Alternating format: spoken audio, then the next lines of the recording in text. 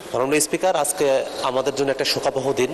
আজকে আমাদের এই সংসদের সাবেক একজন স্পিকার এবং অস্থায়ী একজন রাষ্ট্রপতি ব্যারিস্টার জমিরুদ্দিন সরকার সাহেব তিনি আজকে ভোরে ইন্তেকাল করেছেন। আমরা তার স্মৃতির প্রতি সম্মান প্রদর্শন করছি। তিনি বাংলাদেশের জন্য দীর্ঘ সময় ধরে কাজ করেছেন এবং বিশেষত আমরা যারা আইন অঙ্গনের মানুষেরা আছি আমরা তাকে দীর্ঘ সময় ধরে চিনি এবং জানি। তিনি রাষ্ট্রীয় দায়িত্বগুলো যখন পালন করেছেন তার পাশাপাশি তিনি কোর্টে যখন প্র্যাকটিস করেছেন তার সেই বিখ্যাত ছাতা, তার বিখ্যাত হ্যাট এবং তার কোর্টে বিচরণ করা দীর্ঘ সময় পর্যন্ত, জীবনের একটা শেষ সময় পর্যন্ত তিনি কোর্টে এসেছেন। এটা যারা আইন অঙ্গনের মানুষেরা আছেন তাদের জন্য একটা গুরুত্বপূর্ণ শিক্ষার বিষয়। এবং আজকের এই সংসদে তার একজন যোগ্য সন্তান আমাদের সাথে আছেন।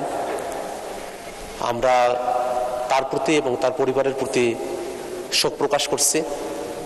আমরা চাই এই বাংলাদেশের মানুষেরা যারা নতুন এক বাংলাদেশের স্বপ্ন দেখেছিল, সেই স্বপ্নের সাথে ব্যারিস্টার জমিরুদ্দিন সরকার তার যে স্বপ্নের আবহ ছিল সেটাকে মিলিয়ে নিয়ে সামনের দিনে আমরা যেন সেই স্বপ্নগুলোকে বাস্তবায়ন করতে পারি।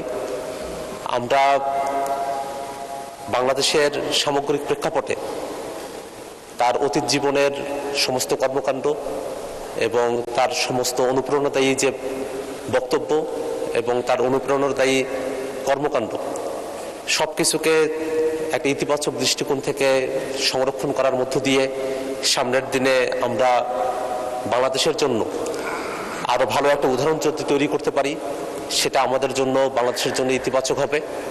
আমরা সামগ্রিকভাবে আজকের এই সংসদ থেকে আমাদের সদ্য প্রয়াত ব্যারিস্টার জমিরুদ্দিন সরকার, আমাদের সাবেক রাষ্ট্রপতি এবং অস্থায়ী সাবেক স্পিকার এবং অস্থায়ী রাষ্ট্রপতি, তার পরিবারের প্রতি আমরা শোক জ্ঞাপন করছি এবং আমরা আল্লাহ রাব্বুল আলামিনের দরবারে দোয়া করি আল্লাহ রাব্বুল আলামিন যেন তাকে জান্নাতের উচ্চ মাকাম দান করেন, তার জীবনের ভালো জিনিসগুলোকে গ্রহণ করেন এবং ত্রুটি বিচ্ছুতিগুলোকে ক্ষমা করে দেন। সামগ্রিকভাবে আমরা আমাদের বিরোধী দল এবং সরকার দলের পক্ষ থেকেই আজকের এই সংসদে তার মৃত্যুতে গভীর শোক প্রস্তাব করছি। মাননীয় স্পিকার, আপনাকে ধন্যবাদ।